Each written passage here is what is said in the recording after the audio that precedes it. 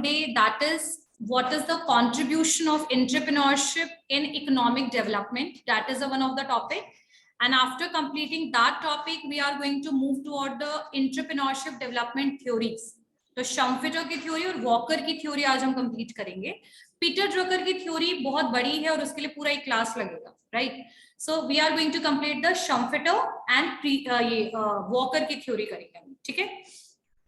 Okay, so let's start with that. What is the contribution of entrepreneurship in economic development? यानी आपकी economic development का मतलब क्या है? What is economy? क्या होता है economy?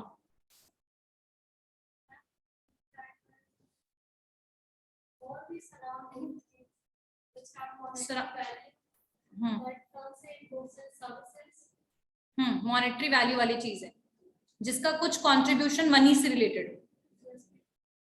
Anyone else? Good.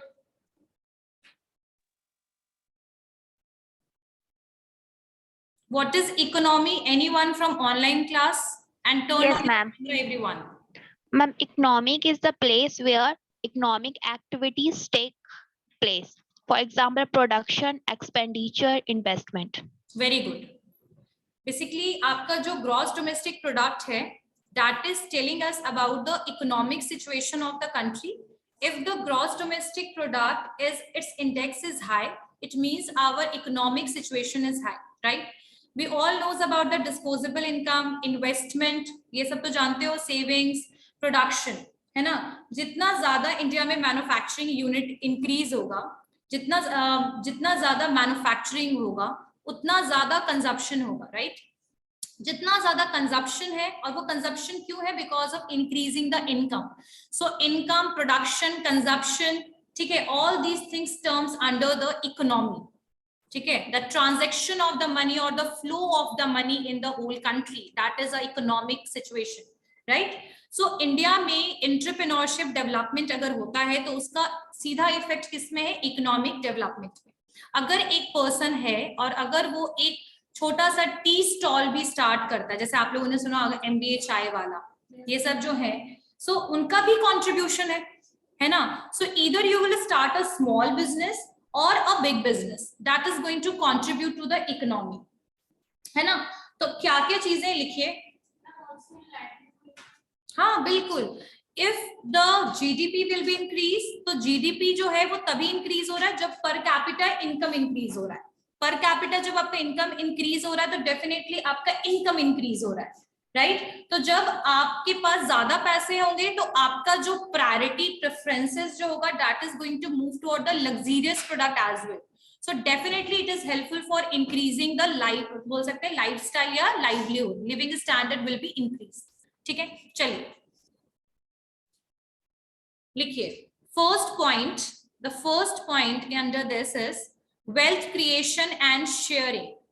Wealth creation and sharing. Wealth creation and sharing. Wealth creation and sharing. Okay, so how the wealth is going to be increased? Thank you. First, अगर आप कोई business entity establish करते हैं तो entrepreneurs क्या करते हैं? उसके लिए इन्वेस्टमेंट करते हैं, रिसोर्सेस को यूटिलाइज करते हैं और कोई नया प्रोडक्ट बनाते हैं, राइट? कोई सर्विसेज या हो या गुड्स हो, वो प्रोड्यूस करते हैं और उस इफिशिएंट और यूटिलिटी जिसका प्रोडक्ट का हाई रहता है उसके लिए पेमेंट भी हाई मिलता है. For example, if you are going to a Fortis hospital, you have to pay more amount, more fee as comparison to the government hospital, right? So somehow जो भी प्रोडक्ट प्रोड्यूस किया जाता है, they have some value और उस value के लिए we are paying money.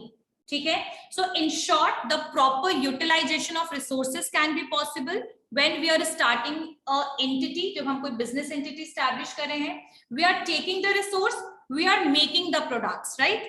So because of that only, that is going to help to increase the wealth. आ रही बात समझ में?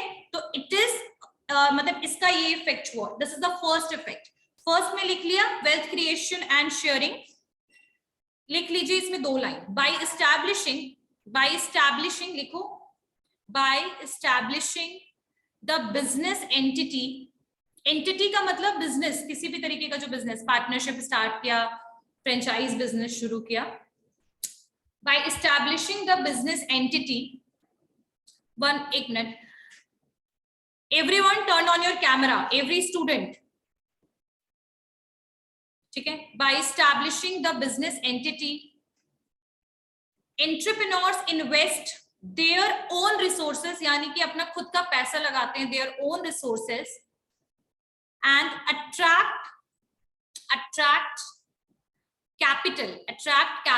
कैपिटल क्या होता है? जो हम जब भी कोई बिजनेस शुरू करते हैं तो सबसे पहला जो इनिशियल इन्वेस्टमेंट हम अपने बिजनेस में करते हैं, ठीक है.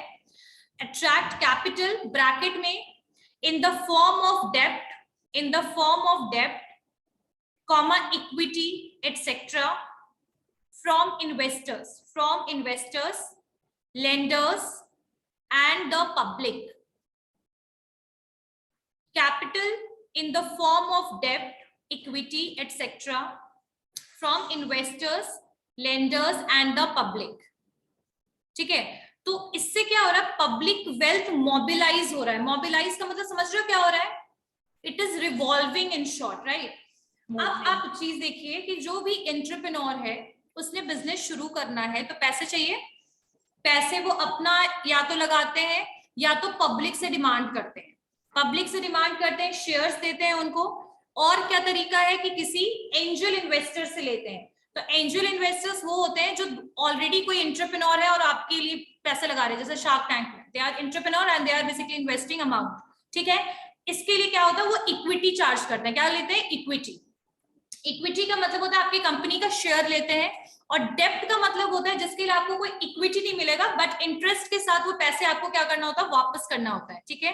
तो in short we are utilising that money to creating more money, in short, है ना. So it is helpful for the wealth creation, है ना. और ये जो आपके कोई भी पब्लिक पैसा लगाती है, तो देखो पैसा अगर लगा रही है, बिजनेस सक्सेसफुल है, तो no doubt it is going to increase those invested amount as well. Share बाजार में पैसा लगाते हैं तो बढ़ता है ना शेयर बाजार का पैसा. So it is going to create more wealth और मनी और profit to the individual people as well, खास करके पब्लिक, ठीक है. So that is one of the reason, जितना ज्यादा बिजनेसेस होंगे उतना ज्यादा आपका वेल्थ क्रिएट होगा. और वेल्थ क्रिएशन का मतलब है आपका इकोनॉमिक सिचुएशन कंट्री का बेटर होगा. हाँ संजली बोलो, कुछ पूछना है? बोलो.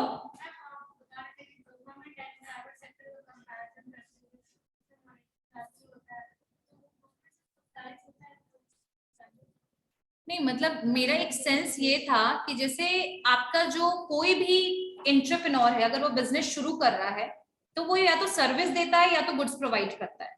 सही बात है. और according to utility and value हम उसके लिए पेमेंट भी करते हैं. मैं उस टर्म में बता रही थी, जैसे कि मैंने फोर्टिस का नाम लिया. It is a multi speciality hospital, right. And for visit that place at least you have to incur 10,000 rupees in the initial stage only.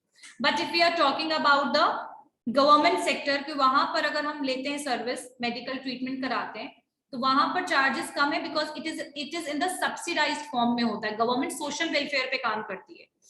Government का एम प्रॉफिट अर्न करने से ज्यादा सोशल वेलफेयर होता है.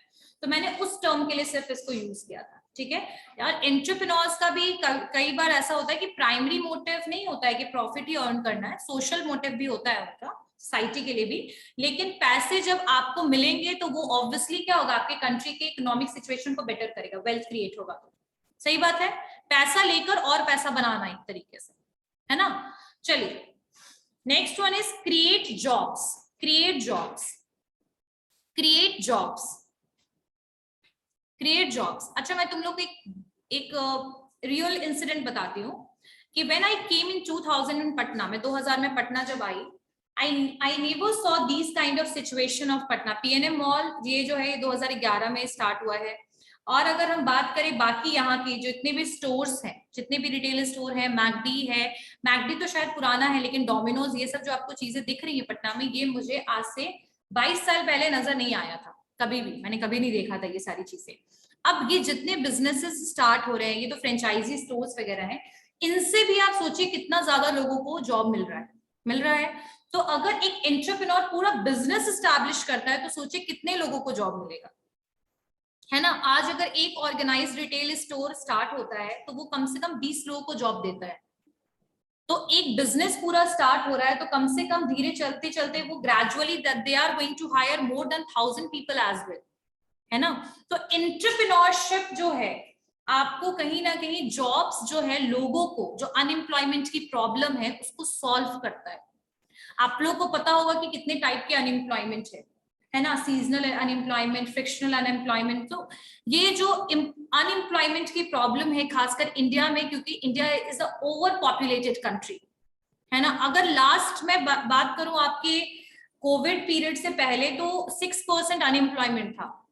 Covid era में it was around 18% unemployment was there, ठीक है। अब ये 10% है फिलहाल। तो आप समझ सकते हो कि अनएम्प्लॉयमेंट की प्रॉब्लम क्या है। अच्छा, the term now unemployment came, so let me tell you what is unemployment. Unemployment जो होता है जब आप एलिजिबल हो for getting job and you are not able to get the job, so that is unemployment. If the person is illiterate and then that person is looking for the skilled or white collar job, that is not unemployment, ठीक है। unemployment is something जब आपके पास degree है, आप job सीख कर रहे हो, ढूंढ रहे हो और आपको जॉब नहीं मिल रही है, that is unemployment, ठीक है। if we are talking about our mother who is a homemaker, she is not doing a job, she is not contributing to the economy, but she is doing a household chores, right? So that they don't want to do job, so that is her own consent, अपनी खुद की मर्जी है, job नहीं करना है, ये कोई किसी को जॉब नहीं करना है, तो वो अनएम्प्लॉयमेंट में नहीं आएगा। अनएम्प्लॉयड वो होते हैं जो कि जॉब ढूंढ रहे हैं, स्किल्ड है, एलिजिबल है और जॉब नहीं मिल रही, ठीक है। तो ये जो अनएम्प्लॉयमेंट की प्रॉब्लम है that is one of the social evil. तो इसको भी आपका एंटरप्रेन्योरशिप जो है, जो एंटरप्रेन्योर्स हैं बाय स्टार्टिंग और establishing a new entity, they are basically removing this hindrance of the economic development. ये जो रुकावट है हमारे इकोनॉमिक डेवलपमेंट में, जो अनएम्प्लॉयमेंट, इसको क्या कर रहा है, ये रिमूव कर रहा है बाकी जॉब को प्रोवाइड करके। जस्ट इमेजिन अगर एक फैक्ट्री कोई एंटरप्रेन्योर स्टैब्लिश करता है तो उस फैक्ट्री में वो कितने सारे लोगों को काम देगा, है ना। उसके अलावा सुपरवाइजर की जरूरत है, मैनेजर की जरूरत है, सप्लायर की जरूरत है, ठीक है। उसके बाद कंज्यूमर जो है वो, उनको आप प्रोडक्ट सेल कर रहे हो, उसके लिए आपको सेल्स एग्जीक्यूटिव की जरूरत है, सेलर की रिक्वायरमेंट है ना। सो एक बिजनेस से आप देख सकते हो, एक फैक्ट्री से इतने लोगों को जॉब मिल रही है। क्लियर हो गई बात? तो लिख लीजिए इसमें।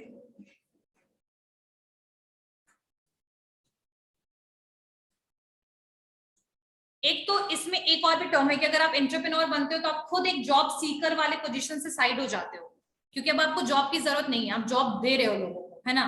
तो यू आर गोइंग टू, मतलब एक बोलते हैं उस भीड़ से तो आप अपने आप को पहले अलग कर लेते हो और उस भीड़ को अपने साथ आप करने की कोशिश करते हो, है ना। So it is a very big contribution of an entrepreneur, ठीक है। चलिए लिखिए,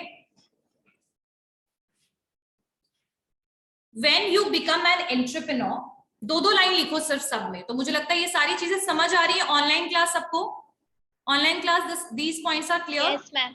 ओके, तो लिखिए, when you become an entrepreneur, there is a one less job seeker, there is a one less job seeker, job seeker जो job ढूंढते हैं, job seeker in the economy, in the economy,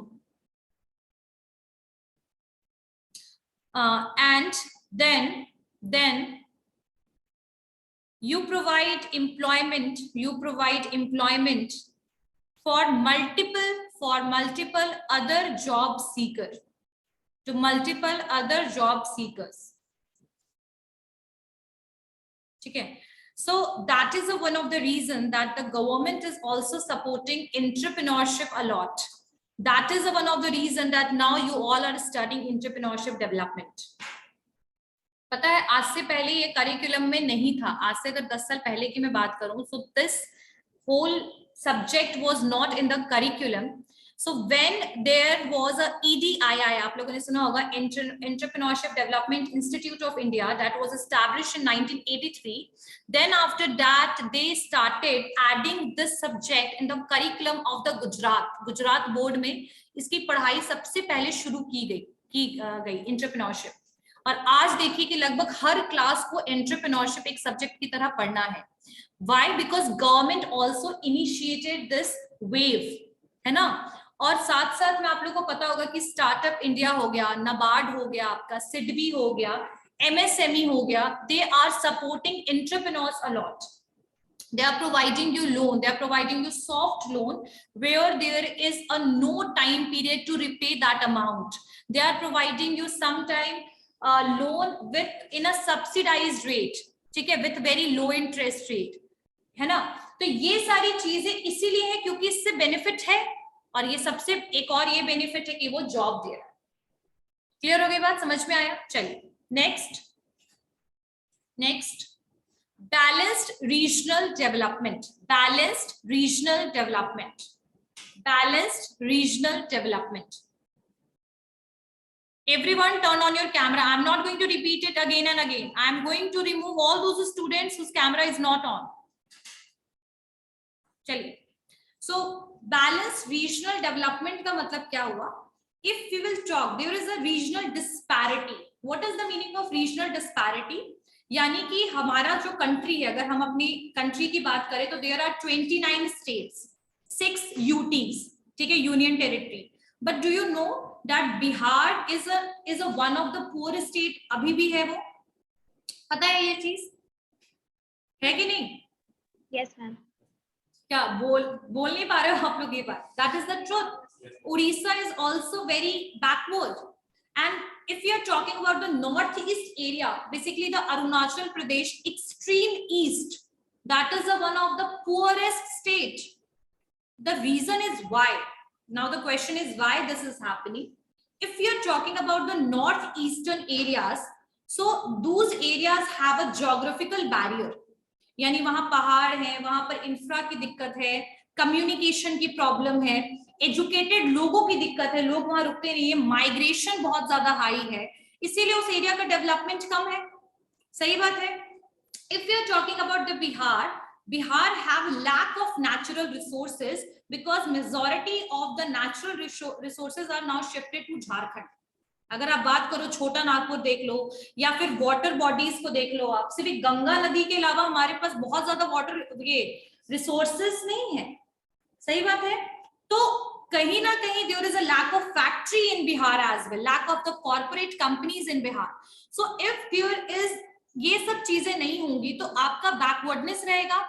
उसके अलावा यहाँ पर जो है extreme distribution of land, Bihar में एक्सट्रीम डिस्ट्रीब्यूशन है लैंड का। एक फैमिली में अगर 4 बेटे हैं तो वो हमेशा लैंड डिवाइड होता चला जा रहा है। तो आपका जो फार्मिंग है वो भी बहुत एफिशिएंट नहीं है। यहाँ के फार्मर्स पुअर हैं। आप लोगों को बता दूं कि बिहार, उड़ीसा और आपका यूपी बीमारू स्टेट्स में आता था for related to this farming. If you are talking about the Punjab and Haryana, they are very much prosperous in farming. Green revolution 1965 में जब आया तो सबसे पहला उसका इफेक्ट जो था आपके उसी एरियाज में पड़ा, है ना। डेवलपमेंट की मैं बात करूं तो Delhi is a developed country, ये आपका स्टेट, राइट।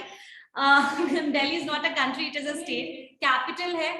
अगर बात करें हम आपके तमिलनाडु की, केरला की, आंध्र प्रदेश की, तो दीज आर दूस स्टेट जो कि डेवलप्ड है ना। लेकिन वही डेवलपमेंट आपके बाकी और स्टेट्स में नहीं है। तो आप देखिए कि अगर आज बिहार में 50 लोग एंटरप्रेन्योर बनता है और बिहार में ही बिजनेस शुरू करता है, तो इसका इफेक्ट पड़ेगा कि नहीं आपके बिहार के डेवलपमेंट में? सही बात है। तो इसीलिए स्टेट गवर्नमेंट्स जो हैं, खासकर आप बिहार की भी जो गवर्नमेंट है, they are also providing the loan facility. Loan facility Bihar की भी गवर्नमेंट दे रही है। मैं बिहार के ऊपर आपको बताऊंगी कि कितने सारे एंटरप्रेन्योर्स हैं बिहार में, एक दिन बताऊंगी उसके बारे में, ठीक है। तो कहीं ना कहीं जितने ज्यादा बिजनेसेस शुरू होंगे, लेकिन हर एक रीजनल एरियाज में, it's not about the only metropolitan cities. If we are talking about so many startups, majority जो है बैंगलोर बेस्ड है, नोटिस कीजिएगा। So it is not going to work because the Bangalore is already at a higher stage, ठीक है। That is known as Silicon Valley of the India, right. So अगर हम क्या करें, अगर हर जगह पे बिजनेस शुरू होंगे, नए नए एंटरप्रेन्योर्स आएंगे, हर एक एरिया में अगर ये चीज होगा, लेकिन ये तभी पॉसिबल है जब उनको इंफ्रास्ट्रक्चर मिले, इंफ्रास्ट्रक्चर प्रोवाइड किया जाए। तो government is trying that as well. और एंटरप्रेन्योरशिप जो है, आपकी जो रीजनल डिस्क्रिमिनेशन है, जो अंतर है एक रीजन और दूसरे रीजन में, so it is going to reduce it.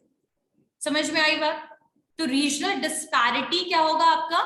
खत्म होगा, डिस्क्रिमिनेशन खत्म होगा, है ना? इसमें लिख लीजिए। और एक चीज और भी है, जैसे बिहार में बिजनेस शुरू होगा, कोई भी एंटरप्रेन्योर बिजनेस शुरू करेंगे तो किसको हायर करेंगे? लोकल्स को। तो बिहार के लोगों को जॉब मिलेगी। जब बिहार के लोगों को जॉब मिलेगी तो माइग्रेशन बिहार से रुकेगा, क्योंकि हम लोग बिहार में हैं, तो I am talking in context of Bihar, है ना? तो माइग्रेशन क्या होगा? रुकेगा, पलायन जिसको हम कहते हैं। जब वो कम होगा, यहीं पर आपके पास इस तरीके का पर कैपिटा इनकम बेटर होगा, आप अर्न करोगे तो आप अपनी फैमिली को चला सकते हो, जिसके लिए आपको माइग्रेट करने की जरूरत नहीं पड़ेगी। फिर आपका डिमांड प्रोडक्ट्स के लिए बढ़ेगा, फिर कंपनीज को अपॉर्चुनिटी बिहार में दिखेगी, और धीरे धीरे बहुत सारी कंपनीज जैसे कि आजकल आ चुकी हैं, बहुत सारे रिटेल आप देख सकते हो, पैंटालून्स तो खैर पहले से था, वेस्ट साइड देख सकते हो, बिग बाजार भी रिसेंटली आया, आज से 7-8-9 साल पहले आया ये। तो ये सारी कंपनीज को भी मौका मिलेगा कि आपकी स्टेट पर आकर के वो अपने बिजनेस को, रिटेल आउटलेट्स को स्टार्ट करें, न्यू सर्विसेज स्टार्ट करें। सही बात है? सो लिखिए इसमें, entrepreneurs setting up new businesses, entrepreneurs setting up new businesses and industrial units यानी manufacturing units, industrial units help with regional development by locating in less developed and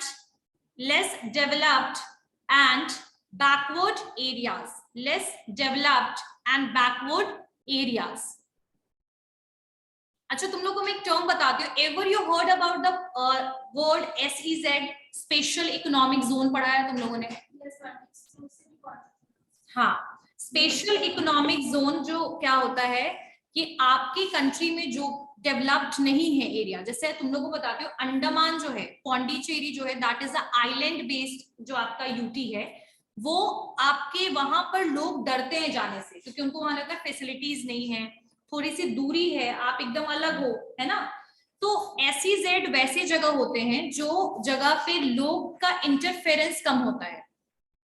तो government क्या की है, उस जगह को टैक्स फ्री एरिया बना दी है। अब आप वहां पर जब बिजनेस शुरू करोगे तो आपको कोई टैक्स देने की जरूरत नहीं होगी, है ना? अब जब वो टैक्स फ्री है तो आपके लिए क्या है, एक तरीके से मोटिवेशन है, आपका मोटा पैसा बच रहा है। तो ये जो है इनिशिएटिव गवर्नमेंट के द्वारा लिया गया है कि जो बैकवर्ड एरियाज हैं और वैसे एरियाज हैं जहां पर इंफ्रास्ट्रक्चर की प्रॉब्लम है, लेकिन गवर्नमेंट इंफ्रास्ट्रक्चर भी प्रोवाइड कर रही है, जैसे कि वहां पर रिसोर्स सप्लाई करना, रॉ मटेरियल सप्लाई करना, इलेक्ट्रिसिटी, आपका वाटर, ये सब चीजों का भी ध्यान रख रही है गवर्नमेंट, इसको भी डेवलप कर रही है।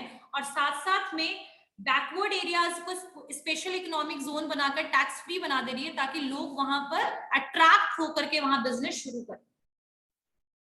आ रही है बात समझ में? So this is the main basically initiative taken by the government, like special economic zone, tax free zone, subsidy over the raw material and all. So this is how the people, the company, the businesses or the individual person, if you are talking about entrepreneurs, they are attract to start the business in those backward areas.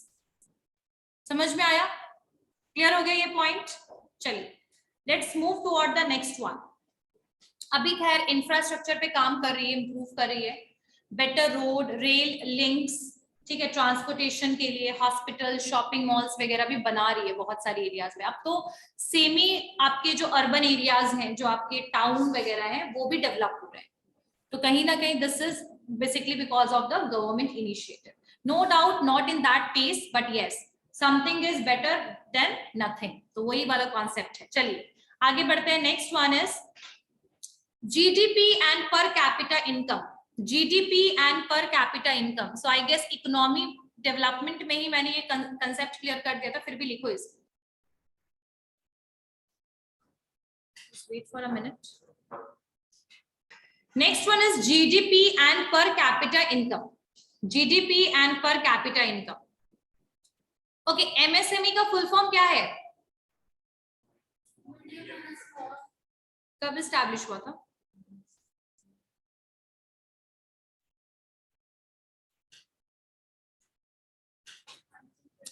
To 2006 में MSME आया, 2007 में MSME implement हो गया India में. ठीक है, तो यहाँ पर एमएसएमई से ही शुरुआत की गई इस बात की कि इंडिया की जो एमएसएमई सेक्टर है उसके पास it comprised of 36 million units that provide employment for more than 80 million people.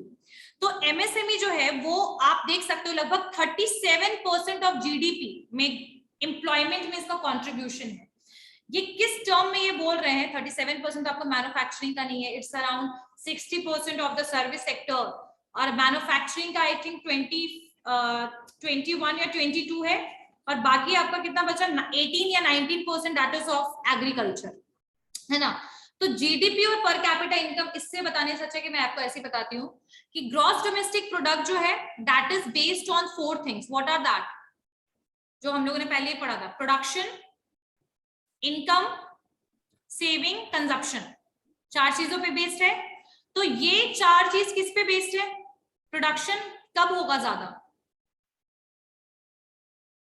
जब डिमांड ज्यादा है. जब डिमांड ज्यादा है, मैन्युफैक्चरिंग यूनिट ज्यादा है, राइट. इनकम कब होगा ज्यादा? जब आपके पास एम्प्लॉयमेंट है. कंजप्शन कब होगा? जब इनकम है. और सेविंग कब होगा? जब आपके पास इनकम है, राइट.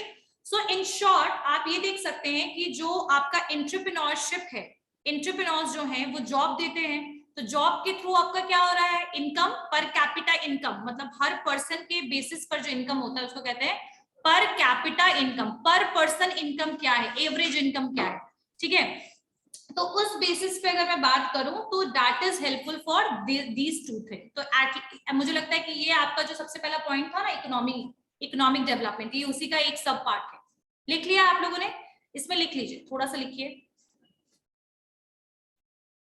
एमएसएमई जो है वो क्या है? Micro small and medium enterprises है, और ये लगभग हर, आप सोचिए कि हर साल इसमें, मतलब इन्होंने अभी तो ऐसे बोला है कि इसमें जो एम्प्लॉयमेंट है that is more than 80 million people, यानी कि जितने लोग एमएसएमई में लिस्टेड मैन्युफैक्चरिंग यूनिट में काम कर रहे हैं वो 80 मिलियन लोग हैं. ठीक है, और उन 80 मिलियन लोगों का 37% कॉन्ट्रीब्यूशन है एम्प्लॉयमेंट के टर्म में, इनकम के टर्म में. ठीक है, और ये हर एक जो है ये मतलब रिसोर्सेज का एक प्रॉपर यूटिलाइजेशन जो है वो कौन कर रहा है? एमएसएमई कर रहा है. लैंड का, लेबर का, आपके जो प्रोडक्शन के जो आपके इनपुट होते हैं, land, labour, capital and entrepreneurship. ठीक है, सो दैट इज बेसिकली, इसको रहने दो, इसको मत लिखो क्योंकि इसमें उन्होंने बहुत अच्छे से एलैबोरेशन नहीं किया. क्लियर हो गया है ना ये पॉइंट? स्टैंडर्ड ऑफ लिविंग, तो ये तो मुझे लगता नहीं समझाने की जरूरत है.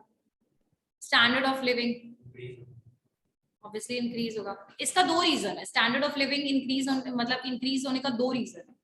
अगर इसको मार्केटिंग के कॉन्सेप्ट में देखो तो इसका एक और भी रीजन है, increasing the number of substitute product. This is also one of the reason for increasing the living standard of the people. यानी कि जॉब लगती है, मान लीजिए फॉर एग्जाम्पल अब तुम लोग बीकॉम में हो, बीकॉम के बाद मान लो तुम लोग केपीएमजी या ईवाई में प्लेस हो गए. अब जब प्लेसमेंट हो गई तो तुम लोग की सैलरी स्टार्टिंग में कम से कम 30-35 तो होगी. तो 30-35,000 का आप अपने हिसाब से देखोगे कि मैं कितना खर्च कर सकता हूँ, कितना खर्च कर सकती हूँ, है ना. लेकिन आपका बहुत ज्यादा हाई इनकम नहीं है तो आप एक मिडिल क्लास फैमिली की तरह ही लाइफ जी सकते हो. सही बात है. लेकिन जब आपका 35,000 में भी अगर आप एसी खरीद पा रहे हो, अगर आप कार परचेज कर पा रहे हो, और अगर आप लैपटॉप और एक्सपेंसिव मोबाइल खरीद पा रहे हो, तो इसका मतलब कुछ ना कुछ तो ऐसा है ना मार्केट में जिसकी वजह से आप ये सब चीजें परचेज कर पा रहे हो आज. सो यहाँ पर एक एंटरप्रेन्योरशिप तो है ही लिविंग स्टैंडर्ड को बढ़ाने का एक रीजन, बिकॉज वो एम्प्लॉयमेंट प्रोवाइड करता है, इनकम इंक्रीज करता है. लेकिन उसके साथ साथ एक और रीजन है कि मार्केट में आपके सब्स्टिट्यूट प्रोडक्ट बहुत ज्यादा बढ़ चुके हैं. आप कॉम्पिटिशन देखो.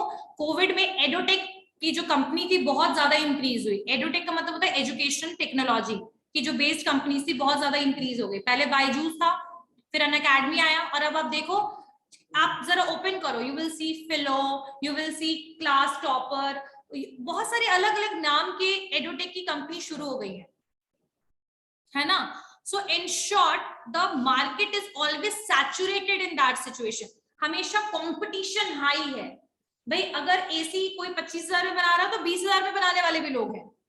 अगर आप नेशनल लेवल पे देखो तो इंडिया में इंटरनेशनल भी प्रोडक्ट अवेलेबल हो रहे हैं because of the globalization. So increasing living standard in term of entrepreneurship is that they are providing job. That's why you are able to earn better money. And in the marketing context, if I am talking, तो there are multiple substitute. Like अगर मैं अभी electronics company का नाम बोलूं तो लगभग यहाँ 25-30 तो होंगी कंपनीज। और एफएमसीजी की बात करें तो लोकल कंपनी से लेके इंटरनेशनल नेशनल कितनी कंपनी है, पीएनजी है, Procter and Gamble, Hindustan Unilever, ITC, imperial tobacco company, Dabur, ये Indian company Dabur, there are multiple FMCG companies as well, right. So in short, living standard is increasing in context of entrepreneurship because of the job, and in the context of marketing because of the increasing the number of substitute product. Substitute product पता है ना क्या होता है?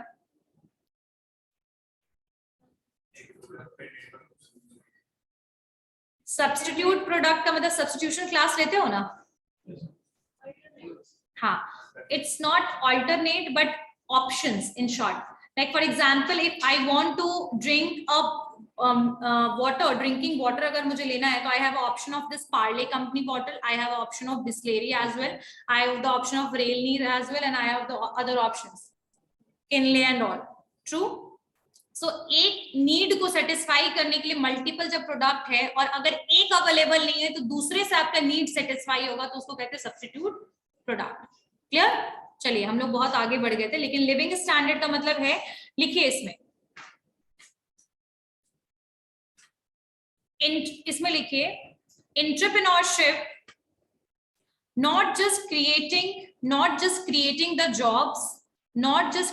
the jobs but also by developing and adopting. It's not just creating the job, ये भी मैं बताऊंगी, इसको लिखो आप पहले फिर समझाती हूँ। entrepreneurs do not मतलब entrepreneurship do not मतलब क्या लिखवाया था, not just creating jobs but also by developing and adopting innovations that leads to improvement, adopting innovation that leads to improvements in the quality of life of their employees, customers and other stakeholders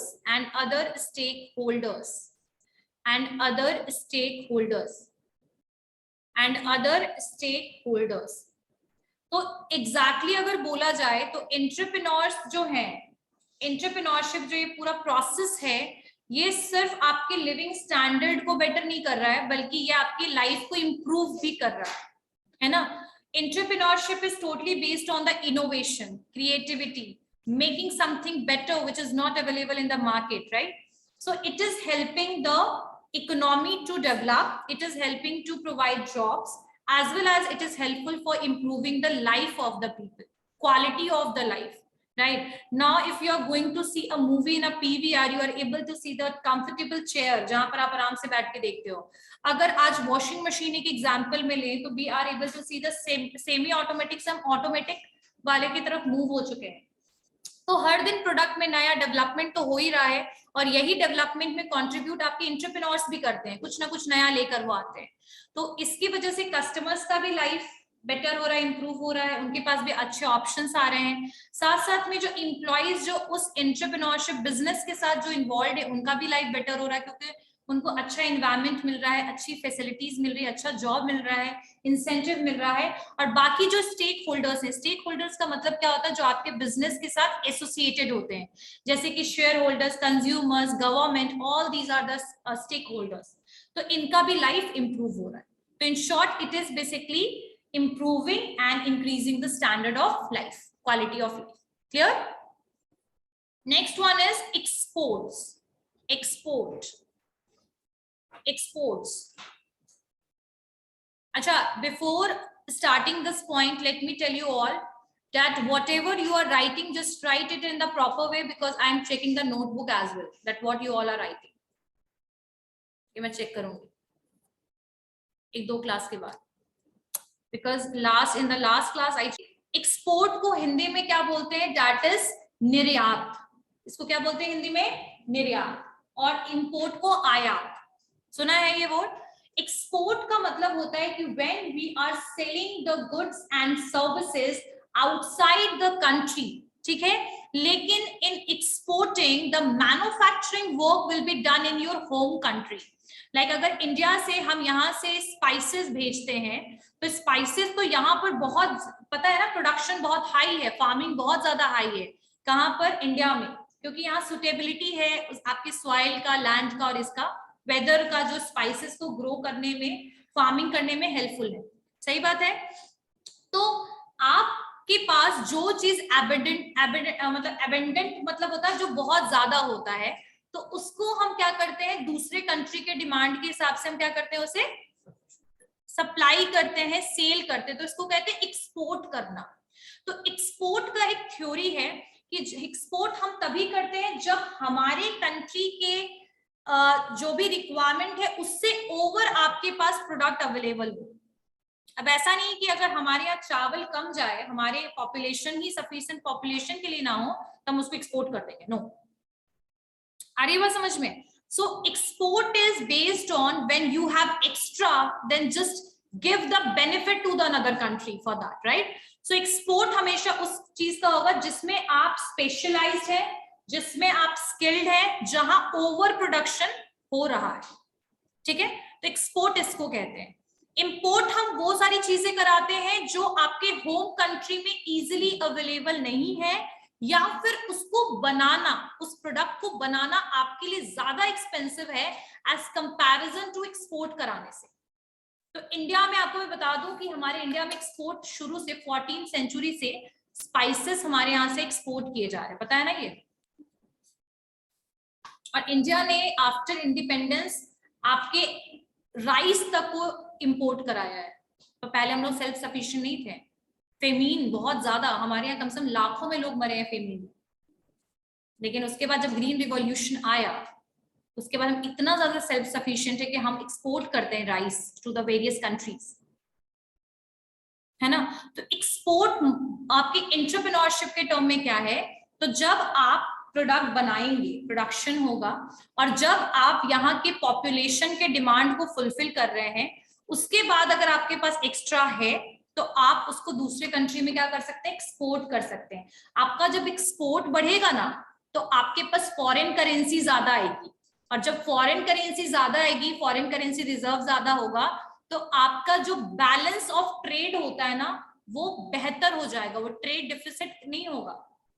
ठीक है, trade deficit तब हो जाता है जब export कम हो जाए, import बढ़ जाए. अगर इंपोर्ट बढ़ेगा तो पैसा इंडियन करेंसी दोगे ना, तो फॉरेन करेंसी के लिए भी बेहतर है कि फॉरेन करेंसी रिजर्व बढ़ेगा. फॉरेन करेंसी डॉलर में अगर आ रहा है, यूएस में कुछ कर रहे हो एक्सपोर्ट, डॉलर में अगर आ रहा है, तो डॉलर का वैल्यू इंडिया के टर्म में तो बहुत ज्यादा है ना. तो रिजर्व इंक्रीज होगा आपका एक्सपोर्ट से, और इसी वजह से एक्सपोर्ट को कंट्री जो है ना, हमेशा हमारी इंडियन जो गवर्नमेंट है वो बहुत ज्यादा प्रमोट करती है. और आपको बता दूं कि इसी वजह से, मतलब एक्सपोर्ट बढ़ाने के लिए बहुत सारे एफटीपी, फॉरेन ट्रेड पॉलिसीज भी इनके पास है. फेरा, फेमा, ये जितनी भी चीजें, फॉरेन एक्सचेंज रेगुलेशन एक्ट और फॉरेन एक्सचेंज आपका, ठीक है, हाँ, मैनेजमेंट एक्ट, ये सब जो चीजें हैं, ये these all are basically the part of the international business और ट्रेडिंग. ठीक है, तो अगर आप ग्रो करना चाहते हो अपने बिजनेस को, so you can not able to be in only one part और in only one country. If you want expansion, you can expand to the country, and the exporting is a most easiest path to enter in the foreign market. आई बात समझ में? सो entrepreneurship business, आपका जितना ज्यादा businesses बढ़ेंगे उतना ज्यादा production बढ़ेगा. इंडियन कंज्यूमर से ज्यादा अगर आपका प्रोडक्शन है, कंजप्शन यहाँ पर, क्योंकि ऑब्वियसली यहाँ पर आप देखो कि एक फैक्ट्री अगर कपड़े की बात करूं तो यहाँ कम से कम 500 फैक्ट्रीज होंगी, प्रोडक्शन में कोई कमी नहीं, कॉस्ट लो है प्रोडक्ट का। आपको जब देखते हो कि जब हमें डेवलपमेंट करना है तो आप एक्सपोर्ट कर सकते हो दूसरे कंट्री में, आप अपने सामान को सेल कर सकते हो, बेच सकते हो, भेज सकते हो, ठीक है।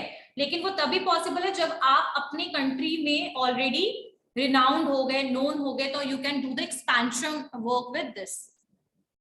जितना ज्यादा एक्सपोर्ट करोगे उतना ज्यादा इकोनॉमिकल बेनिफिट होगा कंट्री को। देखिए इसमें लिखिए। और एक और भी फायदा है कि कई बार क्या होता है ना कि जो कंट्री उस प्रोडक्ट को, जिस प्रोडक्ट का ना प्रोडक्ट लाइफ साइकिल होता है, जिस कंट्री में आपका प्रोडक्ट डिक्लाइन स्टेज में चला गया, यानी उसका डिमांड खत्म हो गया, उस प्रोडक्ट को आप दूसरे कंट्री में क्या कर सकते हो, एक्सपोर्ट कर सकते हो। तो यहां से फायदा नहीं होगा तो दूसरे कंट्री से तो हो जाएगा ना फायदा, वही वो भी टर्म है इसमें। एक एसी बंद करना जरा। चलिए लिखिए इसमें, any growing business will eventually want to get started with exports to expand their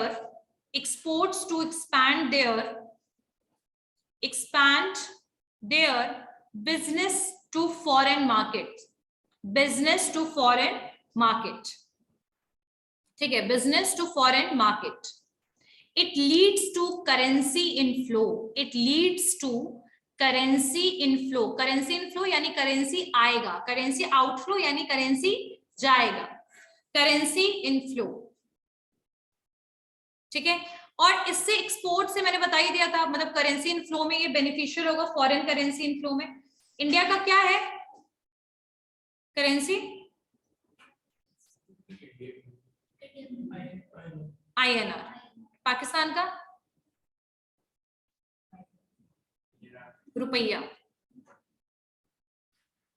अच्छा, और जापान का? अच्छा, और सऊदी अरब का? दिनार। Very good. और आपके इसका कनाडा का? कैनेडियन डॉलर, उसका वैल्यू 50 रुपए है, कम है डॉलर के कंपैरेटिवली। हाँ, और यूरोप का? यूरो, ठीक है। तो तुम लोगों को करेंसी भी याद हो गया। चलिए, okay, next one is a community development. Next point is community development. So यहां सिर्फ इकोनॉमिक डेवलपमेंट नहीं होगा, बल्कि कम्युनिटी क्या होता है, मतलब एक सोसाइटी का it is a part, right? Community is a part of the society, ठीक है। जैसे कास्टिज्म है ना, ये भी आपकी कम्युनिटी में ही का ही पार्ट है। सो आपकी कम्युनिटी डेवलपमेंट होगा।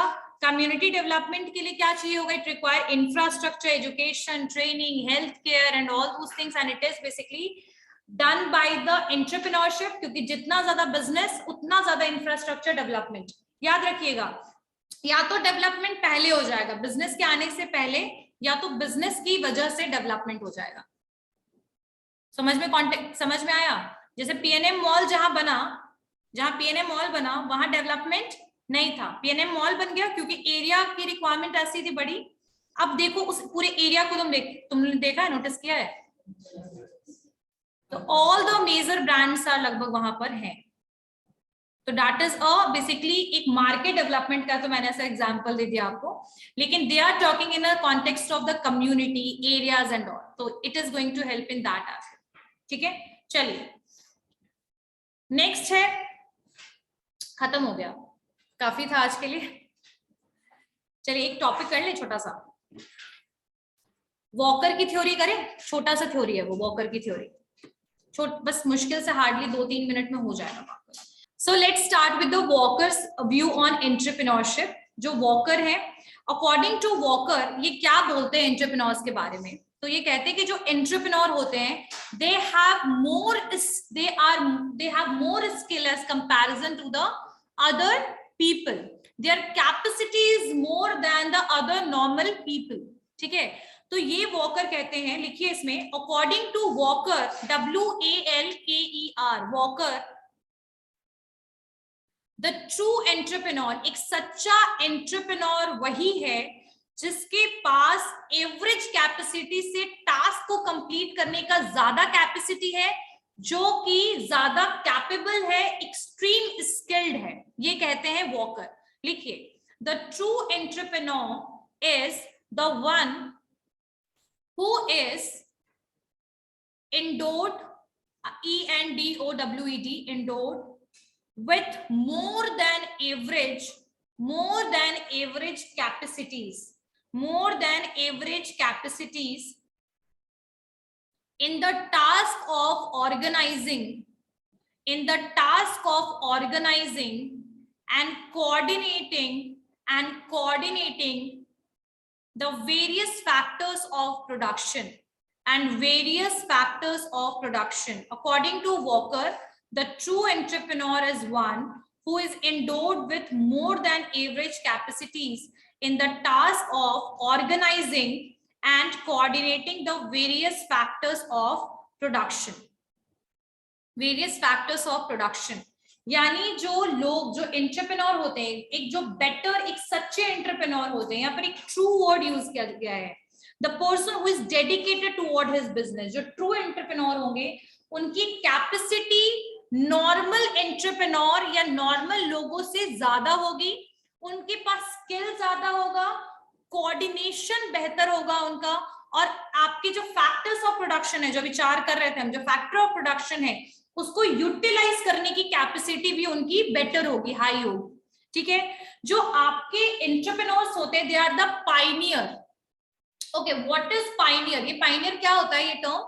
तो पायनियर जो होते हैं, जिनका फर्स्ट मूव जो करते हैं, पहली बार जब वो कोई नया प्रोडक्ट लेकर आते हैं मार्केट में, जो पहले कोई भी लेकर नहीं आया है, ठीक है, तो that person is known as the pioneer. ठीक है, बहुत लोग पनीर पढ़ते हैं, that is not paneer, that is a pioneer. ठीक है, तो the person who started something which is not available in the market before, so that person is pioneer. तो वॉकर कहते हैं कि he should be a pioneer and captain of an industry. वो एक captain होना चाहिए, एक पायनियर होना चाहिए इंडस्ट्री के लिए। और इस तरीके के, लेकिन जो एंटरप्रेन्योर्स हैं उनकी सप्लाई बहुत ज्यादा लिमिटेड होती है। ये वॉकर कह रहे हैं पूरा एंटरप्रेन्योरशिप के बारे में, कि इस टाइप के जो आपके एंटरप्रेन्योर्स होते हैं उनकी जो सप्लाई है, मतलब मार्केट में जो इस तरीके के एंटरप्रेन्योर्स हैं, they are very less and very limited, है ना। जो एंटरप्राइज है उनको, मतलब उनमें ये क्वालिटी होती है कि वो अपनी एंटरप्राइज को बेटर तरीके से रन कर सकते हैं, ऑर्गेनाइज कर सकते हैं, अपनी स्किल से उस ऑर्गेनाइजेशन को प्रॉफिटेबल में कन्वर्ट कर सकते हैं, प्रॉफिटेबल ऑर्गेनाइजेशन में कन्वर्ट कर सकते हैं। ठीक है, उसके अलावा जो ऐसे एंटरप्रेन्योर्स होते हैं, they have superior profit because of the superior talent. तो ये वॉकर बताते हैं आपके एंटरप्रेन्योरशिप डेवलपमेंट के बारे में, कि जो एंटरप्रेन्योर्स होते हैं, जो सच्चे एंटरप्रेन्योर्स होते हैं, उनकी कैपेसिटी एवरेज कैपेसिटी से बहुत ज्यादा हाई होती है। They are not behaving in a normal people और normal business person, but they are the pioneer. They know to how to take the opportunity, they are skilled, they know how to coordinate and organise the organization, in short, right? And they have superior profit because obviously they are dedicated. ठीक है, so they have superior profit because of the superior talent. तो that is a Walker theory. इसको मैं फिर से एक बार elaborate कर दूंगी। ठीक है, anyone have any doubt in any of the point whatever we discussed? किसी को कोई डाउट है, कुछ पूछना है जो समझ नहीं आया हो? Anyone? Online class and offline class? Okay. After completing these two theory, I am going to take test. I am announcing it. Most probably in first week of April, I am going to take test. Okay. See you all in the next class.